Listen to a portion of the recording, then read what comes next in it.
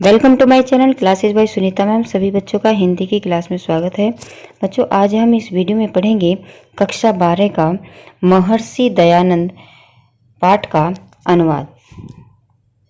ये पाठ बोर्ड परीक्षा कक्षा 12 के लिए बहुत ही महत्वपूर्ण है। इस पाठ में से बोर्ड परीक्षा में कई बार पाठ का अनुवाद और प्रश्न आए हैं, तो बच्चों इस पाठ को बहुत ही ध्यान से समझना और परीक्षा में आपसे इसका अनुवाद लिखने को आएगा। बच्चों, व्याख्या और अनुवाद में अंतर होता है। व्याख्या में आप अपनी इच्छा से उस जो अर्थ है वो अपने शब्दों में लिख सकते हैं, लेकिन जो अनुवाद है वो एक भाषा से दूसरी भाषा में बदला जाता है। तो ये संस्कृत में लिखा हुआ है तो आपको इसकी हिंदी में अनुवाद करना होगा। इसमें अपनी तरफ से कोई शब्द नहीं लिखते हैं, जैसा लिखा होता है वैसा ही दूसरी भाषा में बदला जाता है। तो चलिए समझते हैं इसका अनुवाद। तो सबसे पहले शब्द है सौराष्ट्र प्रांते टकरा नामनी ग्रामे। सौराष्ट्र प्रांते यानी इसमें एक ही मात्रा लगी है प्रांते में, तो सप्तमी विभक्ति का एक वचन होगा। जहाँ पर सप्तमी विभक्ति का एक वचन होता है उसका अर्थ होता है में, पे, पर। तो यहाँ पर देखिए सौराष्ट्र प्रांत में, इसका अनुवाद होगा सौराष्ट्र प्रांत में टकरा नामी ग्रामे। अब ग्रामे में भी एक ही मात्रा लगी है तो इसमें भी हो जाएगा गांव में, टंकरा नामक गांव में। तो इतने का अनुवाद हुआ सौराष्ट्र प्रांते यानी सौराष्ट्र प्रांत में टकरा नामक गांव में। यह श्री कर्षण तिवारी नामनो, श्री कर्षण तिवारी नामक धनांगे से। फिर देखिए इसमें आधा स और ये लगा है, षष्ठी में विभक्ति का एक वचन है और इसका अर्थ हो जाता है का, के, की। जहां भी ये लगेगा ये जो है आधा स और ये षष्ठी विभक्ति का एक वचन का चिन्ह होता है, और जहां भी ये लग जाता है वहां या तो का होता है या के होता है। उसके आगे हम का, के, की इस तरह से अर्थ ये लगा लेते हैं। अब यहाँ पर आ गया धनांगेस्य यानी धनाज्ञ की। औदिच्य विप्रस्य, विप्र का अर्थ होता है यहाँ पर जो विप्र शब्द लिखा हुआ है, विप्र का मतलब होता है ब्राह्मण। और औदिच्य, औदिच्य का अर्थ होता है उत्तरी, उत्तरी ब्राह्मण वंशीय। और यहाँ पर भी ये आधा स और ये लगा, यानी कि यहाँ पे भी इसका मतलब हम काके की लेंगे तो इसका अनुवाद होगा ब्राह्मण वंशीय। आगे है धर्मपत्नी, धर्मपत्नी ऐसे ही लिखेंगे। फिर आया शिवस्य, फिर यहाँ पर भी आधा ये अस्य लगा षष्ठी विभक्ति का एक वचन, तो यहाँ पर भी के, का, के, की के अर्थ से बनाएंगे। तो धर्मपत्नी शिव के या शिव की, यहाँ पर आएगा शिव की। पार्वती इव यानी पार्वती की तरह। भाद्र मासे, भाद्र मासे, भाद्र का मतलब होता है भादो और मास का मतलब होता है महीना। फिर एक ही मात्रा लगी है, सप्तमी विभक्ति भी एक वचन, तो आ जाएगा भाद्र यानी भादो के महीने में। नवव्या तिथो, नवी तिथि को। गुरुवासरे, तो यहाँ पर भी गुरुवासर यानी गुरुवार के वासर वाने होता है। वासर, वासर पर्यायवाची होता है दिन का। ये वासर, वासर दिन का पर्यायवाची है और इस पर भी एक ही मात्रा लगी है सप्तमी में, तो हो जाएगा दिन में यानी गुरुवार के दिन में यानी बृहस्पतिवार के दिन। फिर देखिए मूल नक्षत्रे, यहाँ भी एक ही मात्रा लगी है तो इसका भी मतलब हो जाएगा मूल नक्षत्र में। आप जहाँ पर भी एक ही मात्रा लगे उसका जो है आप ये समझ लेना कि हाँ या तो में होगा या पे होगा या पर होगा। ठीक है, तो यहाँ पर तो हम पर नहीं ला सकते कि मूल नक्षत्र पर, इसमें होगा मूल नक्षत्र में। ऐसे गुरुवासरे, तो इसमें भी यहाँ पर में ही आ रहा है यानी गुरुवासर गुरुवार के दिन में। अगला है एकासी, एकासी यानी एक और 80, कितना हुआ 81, एक और 80 81। अगला शब्द है अष्टा, देखिए यहाँ से देखिए अष्टादशम, अष्टादशम कितने हुए 8 और 10 कितने होते हैं 18। तो इसका मतलब है ये जो लिखा हुआ है ये है 1881। 81 यानी एक और 80, 81 अष्टादश 18 ये 1881 विक्रमाब्दे पुत्र रत्नम अजनियत, पुत्र रत्न को उत्पन्न किया। अब इसका एक बात जो है मिला करके अनुवाद समझिए यहाँ तक, यहाँ से लेकर के यहाँ तक का, कि सौराष्ट्र प्रांत के टकरा नामक गांव में उत्तरी ब्राह्मण वंशीय श्री कृष्ण तिवारी नामक धनाढ्य की पत्नी शिव की पत्नी पार्वती की तरह विक्रम संवत 1881 के भादो महीने की 9वीं तिथि गुरुवार को मूल नक्षत्र में पुत्र रत्न को उत्पन्न किया। एक बार उसका अनुवाद समझ लेते हैं। यहाँ तक है अनुवाद। सौराष्ट्र प्रांत के टकरा नामक गांव में, फिर आएगा औदिच्य विप्रवंशीय यानी उत्तरी ब्राह्मण वंशीय श्री कृष्ण तिवारी नामक धनाढ्य यानी धनाढ्य की पत्नी धर्मपत्नी शिव की पत्नी पार्वती की तरह भाद्र के महीने में भादो के महीने में 9वीं तिथि को गुरुवार के दिन मूल नक्षत्र में 1881 में की विक्रम संवत 1881 के भादो के महीने की 9वीं तिथि गुरुवार को मूल नक्षत्र में पुत्र रत्न को जन्म दिया या पुत्र रत्न को उत्पन्न किया। इसका पूरे का अनुवाद इस प्रकार हो जाएगा कि सौराष्ट्र प्रांत के टकरा नामक गांव में उत्तरी ब्राह्मण वंशीय श्री कृष्ण तिवारी नामक धनाढ्य की पत्नी शिव की पत्नी पार्वती की तरह विक्रम संवत 1881 के भाद्र महीने की 9वीं तिथि गुरुवार को मूल नक्षत्र में पुत्र रत्न को उत्पन्न किया। अब आगे का देखिए। जन्मतः 10वें दिने, जन्म के 10वें दिन शिवम भजदेयम इति, शिव को भजने वाला हो, इति माने ऐसा, बुद्धया माने विचार से, बुद्धया विचार से, पिता ने, स्वयं कहते हैं अपने, कहते हैं ना ये हमारी स्वयं की चीज है तो उसी से बना है स्वयं, यानी स्वयं माने अपने, सुतस्य, सूत्र माने पुत्र और फिर देखो यस्य लगा है षष्ठी विभक्ति एकवचन यानी का के की, तो इसका अनुवाद होगा कि ऐसा, इस विचार से पिता ने अपने पुत्र का स्वसुतस्य यानी अपने पुत्र का मूल शंकर इति नाम अकरोत्, मूल शंकर नाम रखा। अष्टमे वर्षे, फिर आ गया एक ही मात्रा, वर्षे एक ही मात्रा लगी है। 8वें वर्ष में, चा का अर्थ होता है और 8वें वर्ष में इसका, अस्य माने इसका उपनयन संस्कार किया। यहाँ तक कर एक बार और देख लीजिए।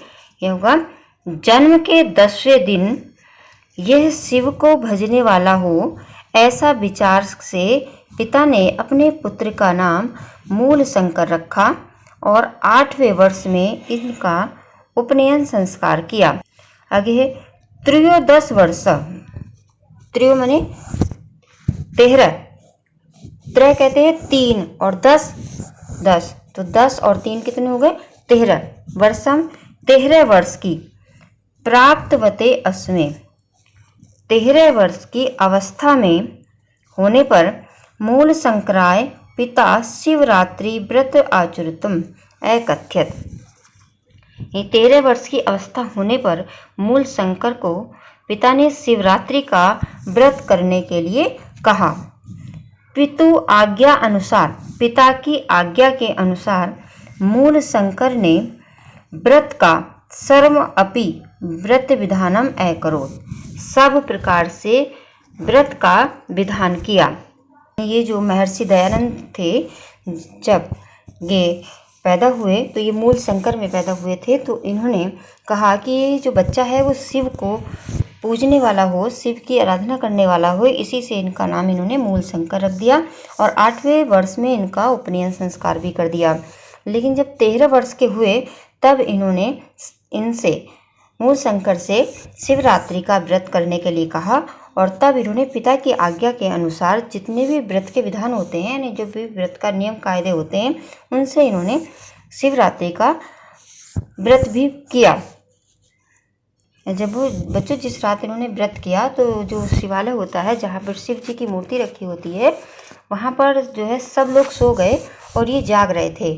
तब आगे क्या होता है देखिए, रात्रो शिवालय स्वपित्रा समम सर्वान निद्रितान विलोक्य। रात्रि में शिवालय में अपने पिता के साथ सबको सोया हुआ देखकर वे स्वयं जागृत अतिष्ठत, स्वयं जागते हुए बैठे रहे। शिवलिंगस्य चो उपरि मुस्कि में अतिष्ठत विचरन्ते दृष्ट्वा शक्तिमानसः सत्य शिवम सुंदरम। जब ये सो रहे, सारा परिवार इनका सो रहा था शिवालय में, ये जाग रहे थे, तो इन्होंने देखा कि जो शिवलिंग है उसके ऊपर एक चूहा इधर उधर कूद रहा है। तो इन्होंने संकित मन से उन्होंने सत्य शिवम सुंदर और लोक कल्याण का करने वाले शंकर का साक्षात करने का हृदय में दृढ़ संकल्प कर लिया।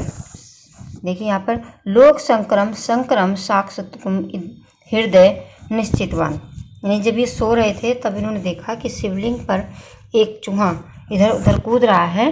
तभी से इन्होंने एक शंका इनके मन में उत्पन्न हुई और उन्होंने सत्य शिवम सुंदरम और लोक का कल्याण करने वाले शंकर का साक्षात्कार का हृदय से दृढ़ संकल्प कर लिया। तत्प्रवृत्ति शिवरात्रि उत्सव, और तब से लेकर शिवरात्रि का उत्सव ऋषि बोधस्व इति नामना नाम से श्रीमान दयानंद श्रीद दयानंद अनुयायी आर्य समाजना मध्य प्रसिद्धो अभूत। और तब से ही लेकर शिवरात्रि का उत्सव श्री बोधोत्सव नाम से श्रीमान दयानंद के अनुयायी आर्य समाजियों के मध्य प्रसिद्ध हुआ। यदा का अनुवाद है जब, अयम माने यह, षोडश वर्ष देशीय, षोडश यानी 16 और 10 कितने हो, षोडश माने 6, सॉरी षोडश का अर्थ है 6 और 10, तो कितने हुए 6 और 10 16 वर्ष में आसित। जब ये 16 वर्ष के थे तब देखो तदा, दे बच्चों यहाँ पर 2 शब्द आए हैं, यदा और तदा। तो यदा का अर्थ होता है जब और तदा का अर्थ होता है तब, यानी जब ये 16 वर्ष के थे तब कन्यासी का अर्थ होता है इनकी छोटी और भगनी का अर्थ होता है बहन।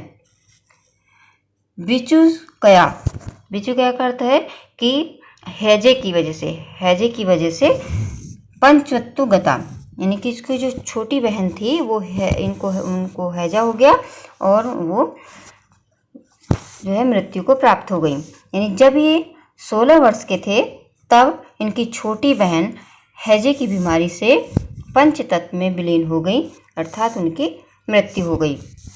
वर्ष त्रया अंतरमस्य, 3 वर्ष के बाद पितृव्य दिवंगतः, इनके चाचा का भी स्वर्गवास हो गया।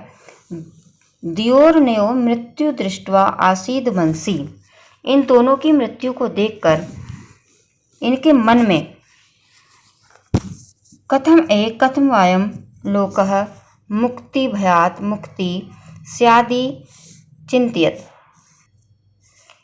जब इनके घर में 2 की मृत्यु हो गई, एक बहन की मृत्यु हो गई, एक चाचा की मृत्यु हो गई, तो इनके मन में विचार आया कि मैं ये संसार का मृत्यु भय से कैसे मुक्त हो। यानी ये जो संसार है, कथम वाये लोक मृत्यु भयात, देखिए यहाँ पर आत लगा है तो आत में पंचमी विभक्ति लगी है, ये तो जब पंचमी विभक्ति लगती है तो इसमें होता है से, यानी मृत्यु के भय से कैसे मुक्त हो। उनके मन में विचार आया कि ये संसार मृत्यु के भय से कैसे मुक्त हो। एवा अस्य हृदय सहसम वैराग्य प्रदीप प्रज्वलित, और ऐसा सोचते हुए इनके हृदय में अचानक वैराग्य का दीपक प्रज्वलित हो उठा।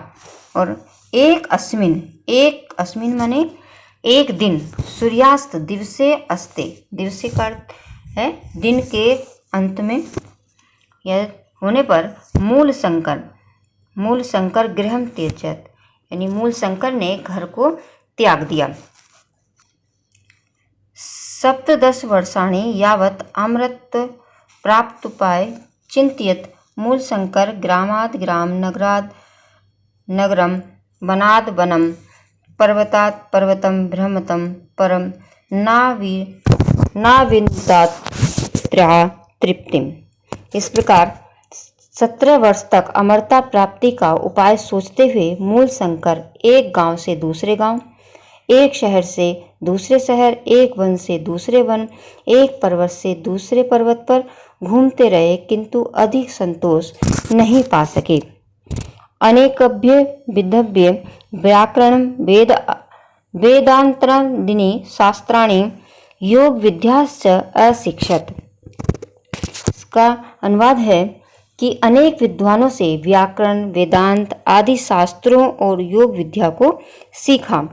नर्मदा तटे, अब देखिए यहाँ पर आया है नर्मदा तटे, तो यहाँ पर आएगा एक ही मात्रा है, सप्तमी विभक्ति की पहचान हो रही है, तो नर्मदा तट यानी किनारे पर। अब यहाँ पर किनारे में नहीं बैठ रहा है, यहाँ पर आएगा नर्मदा के तट पर या नर्मदा के किनारे पर।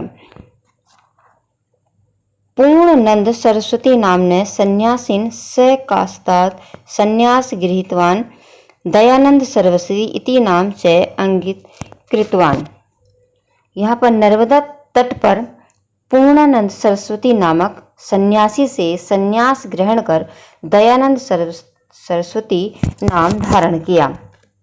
देखिए क्रमेण च मथुरा नगरात् तेभ्य जनेभ्य दंड विरजानंद स्वामी पुण्य यश श्रावम सप्तदशे कोनविंशत शतमे विक्रमा अब्दे असो भगवत श्री कृष्ण जन्म भुवे मथुरा नगरी अगच्छत। इसी क्रम से मथुरा नगर से आए हुए मथुरा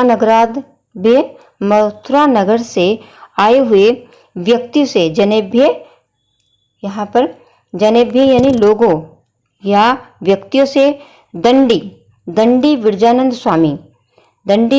स्वामी के पवित्र यश को सुनते श्रावम सुनते संवत 1917, यहाँ पर सप्तदश आया है तो सप्तदश हो गया 17, 19 कहते हैं 1 कम 20 कितने होते हैं 19, तो वह 1917 विक्रमी में ये भगवान श्री कृष्ण की जन्मभूमि मथुरा में पहुंच गए।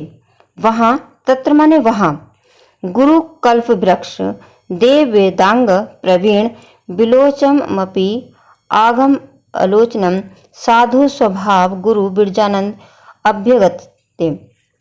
अगच्छत।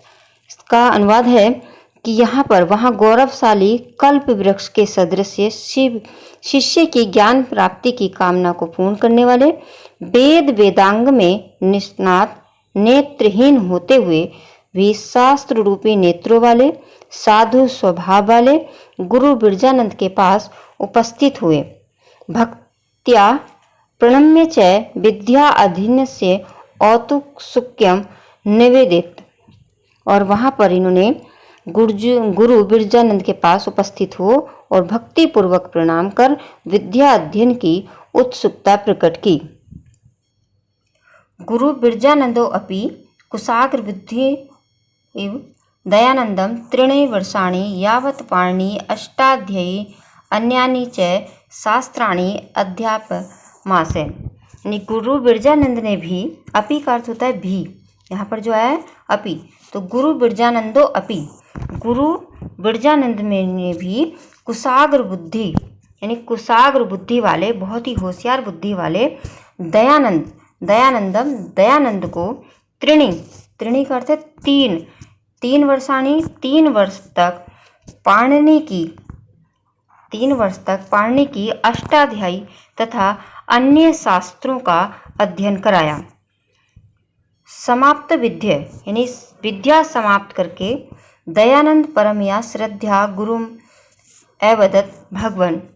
विद्या समाप्त करके दयानंद ने परम श्रद्धा पूर्वक गुरु से कहा, भगवन अहम अकिंचनतया, यानी उन्होंने कहा कि आपने मुझे जो है इतना सब कुछ पढ़ा दिया है, लेकिन मैं अकिंचन हूँ, यानी मेरे पास कुछ भी नहीं है। मैं अकिंचन का अर्थ होता है निर्धन। उन्होंने कहा कि मेरे पास आपको गुरु दक्षिणा में देने के लिए कुछ भी नहीं है।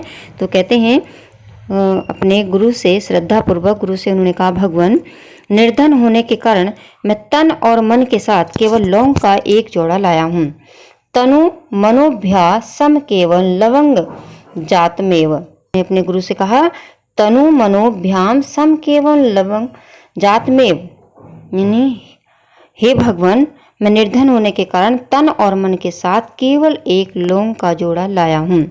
इसका मतलब है कि गुरु की सेवा तन और मन और धन से करनी चाहिए, क्योंकि दयानंद जी के पास धन नहीं था, इसलिए वे तन मन के प्रतीक के रूप में एक लौंग का जोड़ा ही समर्पित उन्होंने किया।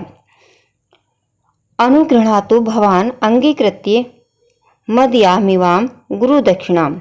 उन्होंने कहा कि आप मेरी इस गुरु दक्षिणा को स्वीकार करके मुझे अनुग्रहित करें। बच्चों, जब किसी से शिक्षा ली जाती है तो उसके बदले में उसको गुरु दक्षिणा तब तक नहीं दी जाती है, तब तक जो है वो जो शिक्षा है वो पूर्ण नहीं होती है। यानी जब हम किसी से कुछ सीखते हैं तो उसके बदले में गुरु दक्षिणा जरूर दी जाती है। और जो गुरु दक्षिणा का जो भाव होता है वो बहुत ही शुद्ध मन से, साफ मन से होता है। चाहे वो छोटी से छोटी चीज़ रही हो, लेकिन अगर वो शुद्ध मन से दी गई हो तो वो भी किसी भी गुरु के लिए बहुत बड़ी चीज़ होती है। अगर कोई शिष्य उसको बहुत, अपने गुरु को बहुत अधिक धन दौलत दे दे, लेकिन अगर मान सम्मान न दे तो ऐसी धन दौलत बेकार होती है गुरु के लिए। गुरु चाहते हैं कि बच्चे उन्हें आदर सम्मान दें, चाहे उन्हें बहुत छोटी सी ही कोई वस्तु मिल जाए, लेकिन आदर सम्मान के साथ मिलेगी तो वही उनके लिए बहुत बड़ी चीज़ होगी। तो इसीलिए उन जो दयानंद सरस्वती हैं उनके पास कुछ धन नहीं था, तो उन्होंने लौंग का जोड़ा ही बहुत ही तन मन धन और बड़े आदर के साथ अपने गुरु को समर्पित किया। आगे, प्रीत गुरु स्तंभासत सौम्य। उनके गुरु ने प्रसन्न होकर गुरु ने उनसे कहा, हे सौम्य, विदित वेदित तब्यो अस्मि नास्ति किमपि अविदित्वा। तब का अर्थ होता है तुम्हारा या तुम्हारे, तुम जानने योग्य विषयों को जान चुके हो, तुम्हें कुछ भी अज्ञात नहीं है। उन्होंने कहा कि जितना ज्ञान तुम्हें मिलना चाहिए था, लेना चाहिए था, वो सब तुमने ले लिया है। अब तुम्हारे लिए कुछ भी अज्ञात नहीं है, यानी तुम किसी भी तरह अब अज्ञानी नहीं रहे। अध त्वे अस्माकम देश अज्ञान अंधकारे निमग्नो वर्तते। उनके गुरु ने कहा कि आजकल हमारा देश अज्ञान रूपी अंधकार में डूबा हुआ है। नार्य का अर्थ होता है स्त्रियां, अनादृयन्ते, यानी जो स्त्रियों का अपमान किया जा रहा है। शूद्रस्य तिरस्कृन्ते, शूद्रों का तिरस्कार किया जा रहा है। शूद्रों का अर्थ है जो छोटी जाति के लोग होते हैं, तो बड़ी जाति वाले लोग उनका जो है उस समय में, अब तो ऐसा नहीं होता है, बहुत पहले समय में लोग उनका अनादर करते थे, तिरस्कार करते थे। तो ऐसे ही जो है समाज से भी लोग हुए हैं जिन्होंने ये सब छुआछूत को मिटा दिया है। उस समय ऐसा होता था कि लोग जो है छोटी जाति वालों से जो है बातचीत नहीं करते थे, उन्हें पास भी नहीं बुलाते थे, उनका अनादर करते थे। तो ऐसे ही जो लोग आए हैं, तो ऐसे ऐसे लोगों ने ये सब जो है इस तरह का जो है व्यवहार था वो मिटा दिया।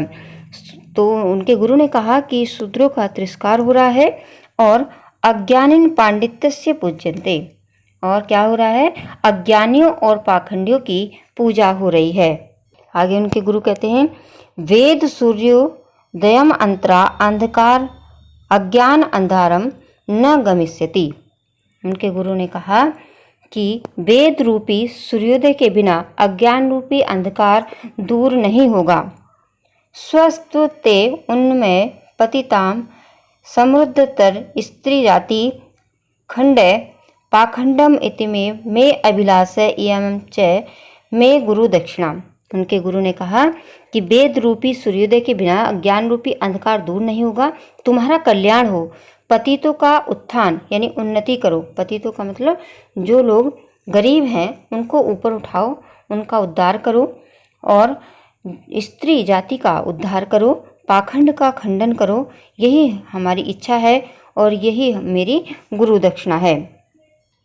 आगे, गुरुणा एव आज्ञप्ते महर्षि दयानंद एत देशवासिनो जनात उद्धर्तुम कर्म क्षेत्रे वा अवतारत। गुरु के द्वारा इस प्रकार से आज्ञा देने पर महर्षि दयानंद देश के निवासियों का उद्धार करने के लिए कर्म क्षेत्र में उतर पड़े। सर्वप्रथम